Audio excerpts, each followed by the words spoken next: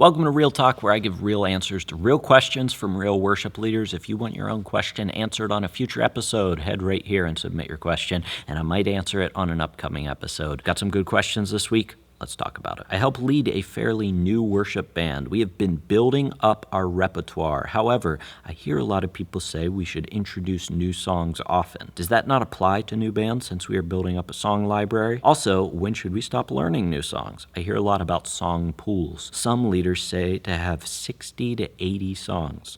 What do you think of that? I believe we have about 25 under our belt. From Gabe. I'll give you a little bit of context here because it's so easy to see on ProPresenter how many songs I have in my worship repertoire. I've been at this church for 2 years now, and I have probably 30 songs in my worship repertoire. I had to think for a second there because I think there's like 42 or something on our ProPresenter in the library that we have, but some of those are Christmas songs, so those don't count as regular worship songs for me. So yeah, I've been here for 2 years. We've got 30 songs, and I think maybe I'm an outlier in my opinions on worship song repertoires, but I think that we should make them as small as humanly possible. You've got to ask yourself, I know some people say like we've got 60 to 80 songs.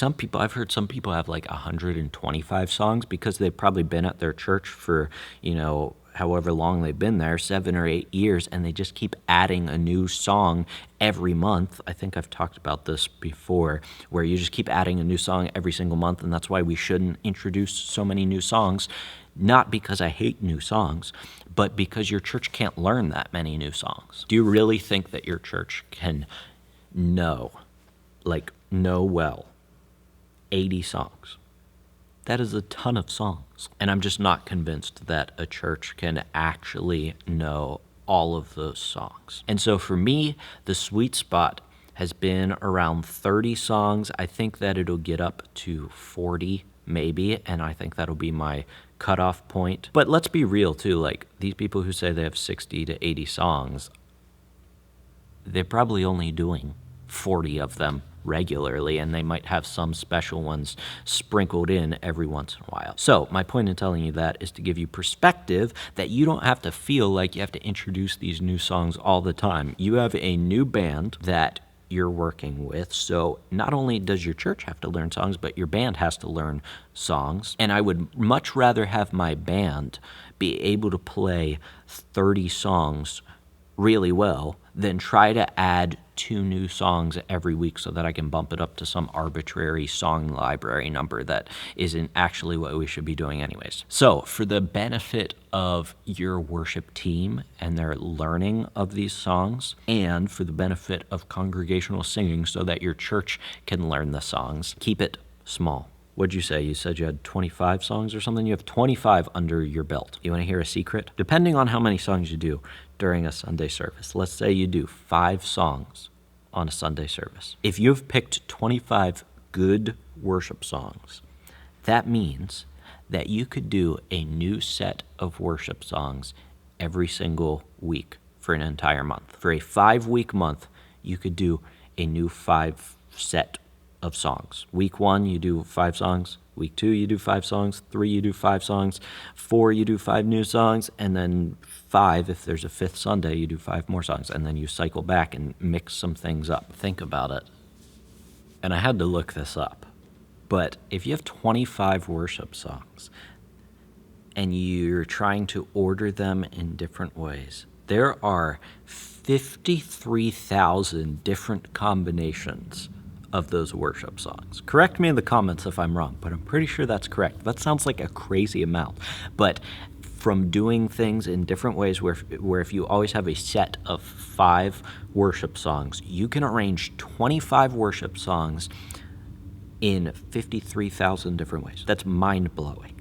And so you multiply that by, 80, and you do the 80 worship songs instead, and you have like a trillion different combinations. I don't know what the math is on that, but let's just not make things more complicated than they have to be for the sake of our worship band and for the sake of our church learning the songs. So back to your original question. People say we should introduce new songs often. Does that not apply to new bands since we're building up a song library. Not only does it not apply to new bands, it doesn't apply to old bands either. What do you do when you have conflict between praise team members? A very simple question. What do you do with conflict? First of all, I will point you to a video that I made a while ago that nobody watched because it was about conflict in praise teams, in worship teams. So check that out. I'll link it down in the description below. But what do you do when there's conflict on the worship team? Let's talk about a systematic structure to deal with it, and not just, this is a hard question. You gotta really try your best and show grace and love. No, let's talk about some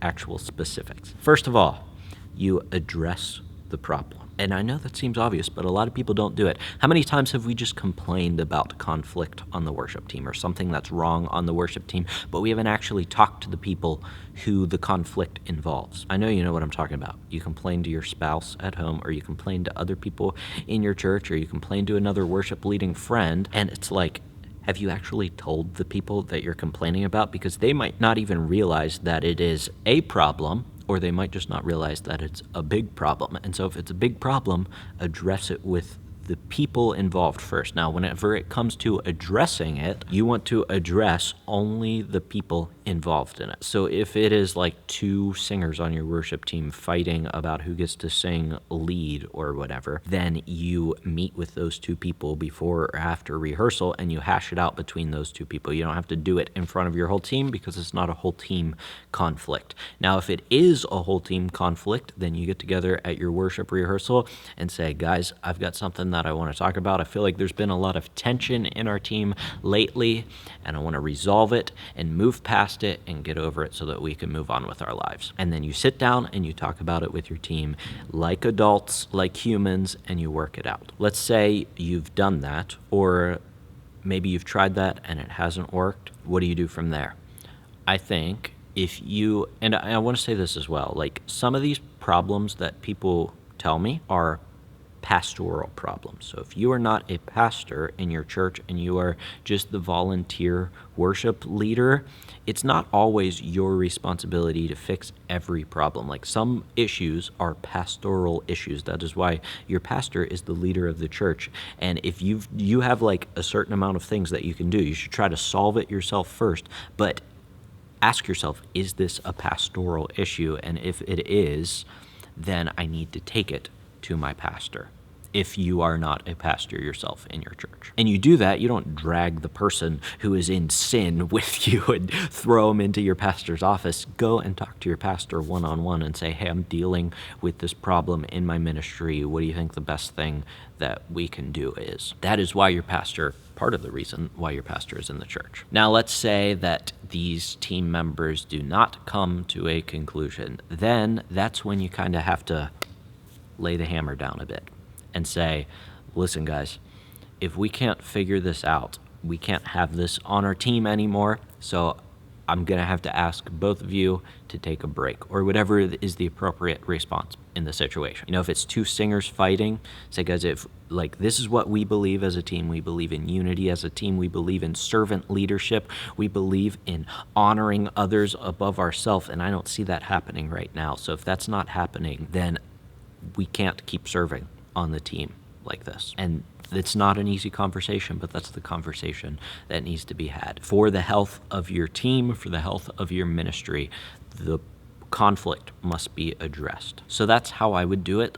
Luckily, though, I haven't had conflict on my team in a while. Why? Because I vet people beforehand and make sure that I don't get problem makers on my team. I know that's not helpful to you if you have problem makers on your team right now, but I'm talking about in the future, whenever you consider who am I going to let on my worship team, make sure you do a thorough investigation of their character before they commit fully to the team. My music minister gave me an opportunity to sing for Encounter last year for a few months with the worship team. Then in January, I had a sit-down conversation with him, and he told me that not everything was in place for me to be able to lead worship as of yet, mainly due to the pandemic. He told me that I could be waiting for up to a year, possibly longer. I do other things within my church. I do tech for the church, and I lecture. When I'm not serving and just sitting attending church, I sometimes start to feel jealous when the worship team starts to to sing, and I keep thinking that it should be me up there. I have about 4 more months, maybe more, to wait, but I'm starting to get really impatient. What can I do to not feel so frustrated? Sometimes I feel like I want to yell at this music minister of ours, but I know that is unjust. He's had a lot of struggles within the past year, which I can respect. Every time I have to talk to him, I feel like I'm going into battle mode. He has calmed down a lot since I first started working with him, but I am still very frustrated that I am not where I truly want to be as of yet. What do I do to stop the jealousy within my heart? Any helpful advice you could give me would be very appreciated. Jamie. So what I'm hearing here is that you led worship for a couple months, and then the person in charge said that you can't continue to lead worship yet because, quote unquote, not everything is in place for you to be able to lead. And he said that you could be waiting for up to a year. And so we'll address the jealousy thing here in a minute, but I want to address the actual situation before we talk about the heart. I want to ask you, have you talked to this worship leader about leading again? And when you ask them, like, are they giving you a specific answer? Because it kind of sounds like from the question, like you led a little bit and then COVID happened or something. You mentioned COVID in there, which of course messed a lot of things up with the normal flow of ministry. And then the worship leader said, hey, it might be another year until things get back to normal, is how I'm reading this question in my head. And then you might have heard, okay, well, now I have to wait a year until I can lead again. And so have you clarified, like, that it wasn't just a COVID thing? Like, for most churches are back to normal as far as ministry flow goes. So have you checked in with this worship leader again since then? If you haven't, I would encourage you to do that. And when you check in with them, ask, like, what needs to happen for me to be on the worship team? Like, what specifically are we waiting for? And I say this as a worship leader because as a worship team leader, it is my job to communicate that to a worship team member or a potential worship team member. When somebody comes and auditions for my worship team, if I say yes, that's great, then they're on the team. If I say not yet, then I tell them not yet because you're not on pitch, you struggle with timing, whatever it is, and this is what I want you to work on. I don't do it in a mean way. I'm just saying I don't think that you're quite there yet, or you were really sloppy in those transitions between the guitar chords. Whatever it is, I give them something specific to work on and then schedule another audition with them. Now, if I say no to them, which I don't do very often, but if I ever have to say no to somebody, then I will be very clear. This is our code of conduct. This is what we have to live by as a worship team member, and I don't see you living up to that. Therefore, we can't have you on the worship team at this time. And my point in that is that there's a very clear step.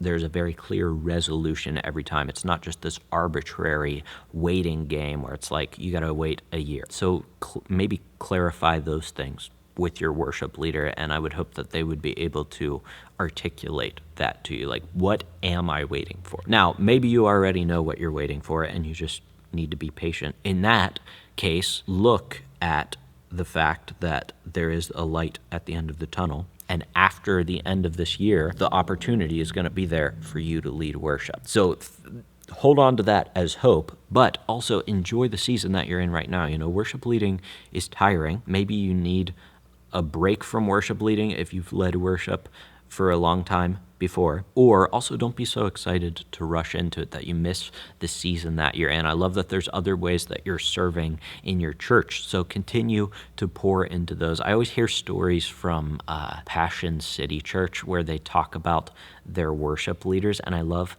the stories that they always tell because they're like, essentially it's like, where did this guy or where did this girl come from? And it seems like just all of a sudden now they're leading at Passion Conference or something, and they're like, no, this person, first of all, they started on the stage crew, and they were like dressed in black on Sunday and running a camera or something for like 5 years. Or, there was a guy who was setting up chairs whenever we needed them all the time. Or this person served in kids ministry for 8 years, and then they finally joined us on a Sunday morning. Like, those are the stories of people who have longevity in ministry.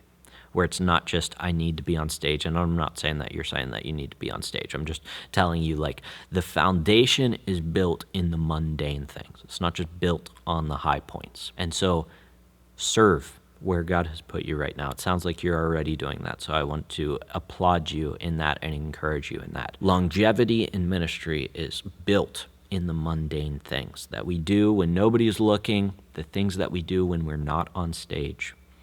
Our character prepares us for the platform, and if we don't have the character and then we get the platform, then the platform will eventually collapse because the platform is built on the character. And so continue to build that character like you've been doing. That is my encouragement to you. As far as jealousy, like, just have that mindset that I am not here to be on stage. Remind yourself of this. Catch yourself. It's good that you've recognized this, but continue to catch yourself when you fall into the jealous mode. I'm not after the praise of man. I'm after the praise of God, and God sees all things. God sees me when I serve off stage just like he sees me when I serve on stage, and he is equally pleased with both.